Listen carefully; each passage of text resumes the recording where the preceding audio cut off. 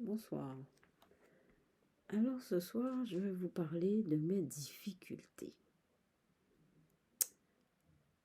Alors écoutez, d'abord, je suis diplômée, je n'ai jamais gagné d'argent de ma vie.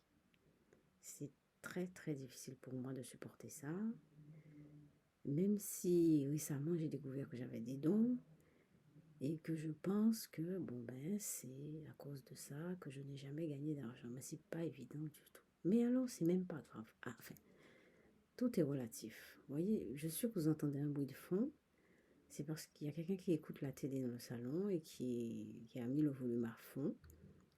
Et comme je vous dis d'habitude, il y a toujours beaucoup de bruit quand je fais une vidéo. Alors, d'abord ça. Après, ma vie. Ma vie. C'est-à-dire que, par exemple, concrètement, là, je suis dans une colocation. On est arrivé en France, mon fils et moi, en septembre 2015. Pas 2015. Le gros lapsus. En septembre. Le 15 septembre 2019. Le 15 septembre 2019. 2015, ça, pour moi, ça semble très vieux. Alors, c'était le 15 septembre 2019. On a fait les colocations. Bon, je vous assure, c'est quelque chose d'horrible. Qu'est-ce qui est horrible? C'est que, personnellement, les gens ne veulent pas de moi. On ne veut pas me voir nulle part. Alors, quand j'avais pas encore découvert mes dons, j'étais vraiment exclue. On a fait la rue, mon fils et moi. On a fait la rue, j'ai pas honte de le dire, hein. On a fait la rue. Enfin, on a fait la rue. On a fait le 115. On n'a pas dormi dehors. Mais on a fait le 115. On a fait les foyers. Pourquoi? Parce que les gens me foutaient le pied au cul. Les gens me foutaient des coups. Les gens En fait, j'étais évincée. Enfin, c'est plus que ça, quoi. On ne voulait pas me voir. Alors, je vous dis pas ce que ça peut faire à l'intérieur de soi, cette image que les gens ont de moi. Alors ça c'était avant les dons. Alors maintenant que j'ai découvert les dons, je suis dans une colocation depuis mars. Je crois que c'est depuis que j'ai commencé vraiment les vidéos. Depuis que j'ai commencé les vidéos. On a commencé à vivre ici, mon fils et moi. On a vécu des choses incroyables depuis. Quand on est arrivé, alors d'abord on paye 500 € pour une chambre de 12 mètres carrés à deux. Après, pourquoi on est ici? Enfin, pourquoi on est ici? On va en parler après, un autre jour, une autre fois. Mais je peux résumer vite fait, hein. Les gens de mon pays ne veulent pas de moi. Ma famille ne veut pas de moi. Euh, les gens ne veulent pas de moi. Je suis traquée. Alors, quand je vous dis que je suis traquée, vous pouvez voir ça, pouvez voir ça comme de la paranoïa, hein. Je peux dire que tout le monde m'en veut. Mais je dis que je suis traquée. Alors, avant les dons, j'étais exclue. De toute façon, on n'a jamais voulu m'embaucher. Maintenant que je sais que j'ai des dons, bon, j'espère un jour gagner un peu d'argent, gagner ma vie. Parce que, quand même, enfin, ça c'est même pas grave. À la limite, c'est quand même grave pour moi. Mais ce qui se passe autour de moi, d'abord, je suis quelqu'un, je n'arrive pas à mentir.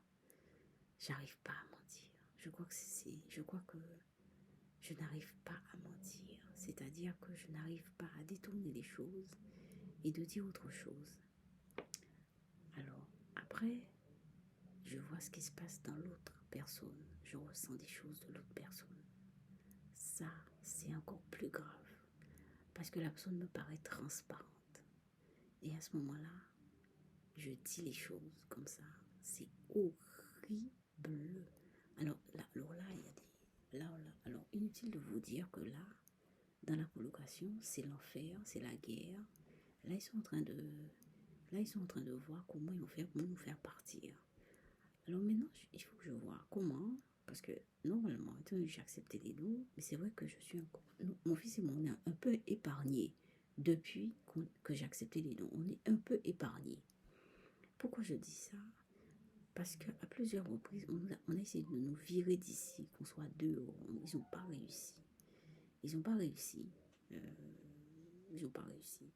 On est encore ici et on a changé donc on a vraiment notre adresse ici. Quand on est arrivé, là, il n'y avait pas de boîte aux lettres, il n'y avait pas d'adresse. C'est nous qui avons tout fait avec le syndic pour mettre l'étiquette de la boîte aux lettres. Je vous ai déjà dit ça. Il n'y avait pas de porte de salle de bain, c'est nous, mon fils et moi qui avons fait ça. Depuis qu'on est arrivé, ils ont changé le lave-linge. Il y avait un lave-linge tout cassé. On a changé le lit de la chambre. Enfin, on a poussé la propriétaire à faire les travaux qu'elle ne voulait pas faire. On lutte pour qu'il y ait un peu d'hygiène. Alors, c'est ça le problème ici. Alors, la guerre s'est déclarée.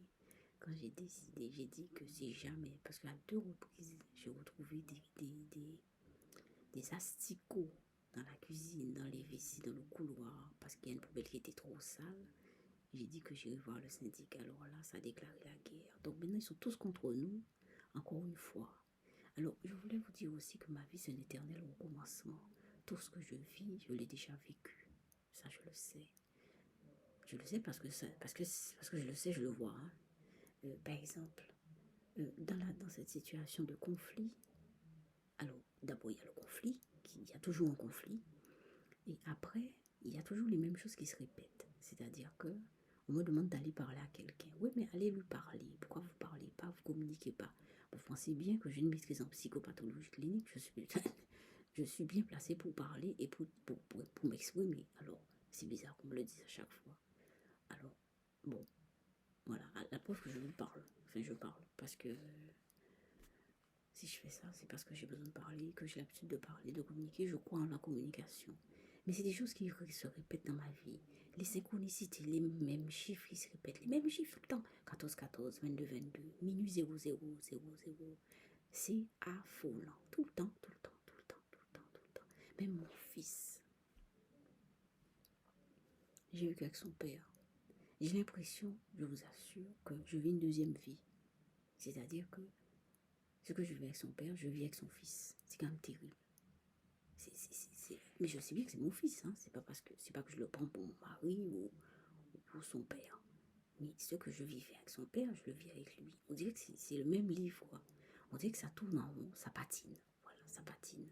Alors, bon. Avant, j'accepte les dons, enfin, ou les dons que j'ai. Eh bien, je comprenais rien, j'étais affolée. Mais maintenant, ça m'est égal. Parce que je sais que j'ai rien fait à personne. D'abord, c'est moi, je ne comprends rien du tout. Peut-être que je suis tombée dans un truc temporel et que... Oui, je crois que je suis dans un truc temporel, quoi. J'ai l'impression que ma vie se déroule ailleurs et que je suis ici. C'est incroyable. Je sais que la vie que je vis ici, c'est pas ma vie. J'ai une autre vie ailleurs. C'est dingue, ça. C'est dingue, dingue, dingue. Donc, je deviens pas folle. Si je le fais. Vous savez, il y a des moments, je me suis dit, Maïs, pourquoi tu n'es pas carrément folle? Tu n'as pas des médicaments, tu n'es pas chez un psychiatre ou dans un club psy, comme ça tu es déclarée folle et que c'est bon. Mais j'arrive pas non plus à être folle, vous voyez? Et bien voilà ma situation. Je vis une situation très difficile, très délicate. Enfin, je ne comprends rien. Alors, ce que je fais, c'est que je me donne une routine de vie. Je vais vous expliquer, je fais du sport, je me lève, je lis, j'ai des bouquins que je lis. Je me suis accrochée au tarot. Je me suis accrochée d'abord à ma peinture. Je peins, je suis artiste, ça m'aide énormément à m'exprimer picturalement, etc. Après, j'ai découvert les dons, donc je me suis accrochée au tarot. Hein. J'avais déjà mon jeu, je tirais parfois les cartes, mais c'était pas comme maintenant. Je me suis vraiment donné à fond. J'essaie de me donner à fond. Et j'entreprends aussi des études sur le tarot en fac. Bon, tout ça, c'est des choses c'est mon bien-être. C'est mon plaisir, mon bien-être. Mais c'est dingue. C'est dingue, c'est affolant, affolant. Et voilà ma vie, voilà ce que je pense, voilà ce que je vis. Et j'ai créé cette chaîne justement pour dire ça. voilà ma vie. C'est une série de répétitions comme si le temps s'est arrêté et il patine. Et c'est-à-dire que je ne sais pas, en fait le temps même ne sait pas, n'arrive pas à continuer quoi, comme le temps normal quoi.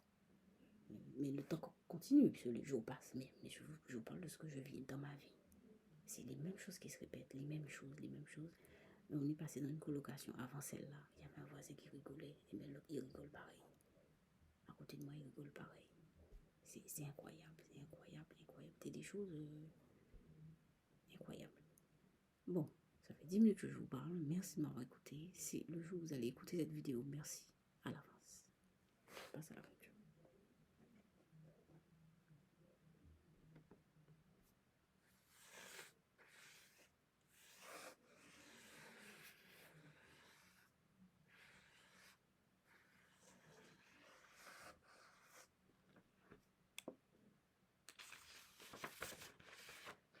Première peinture.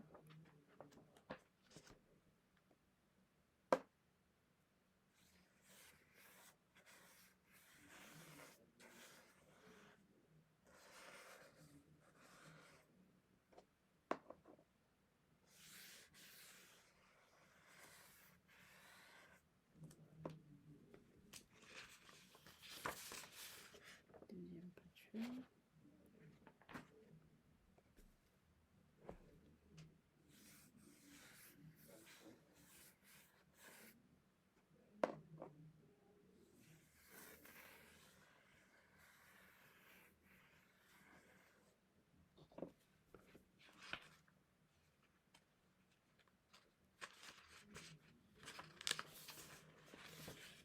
Troisième peinture. Donc, voilà.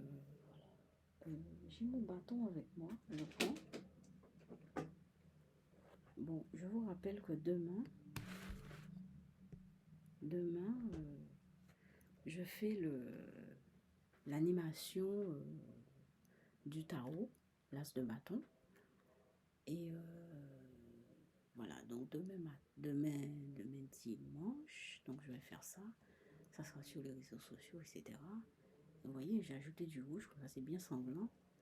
Parce que si vous vous souvenez, est-ce que je l'ai avec moi, je ne l'ai pas sorti. L'as de bâton, c'est un bâton qui est bien sanglant. Hein. Donc j'ai ajouté du rouge. Et voilà. Et donc, c'est pas évident ce que je vis. Je vous assure, c'est pas évident. C'est dingue, dingue, dingue.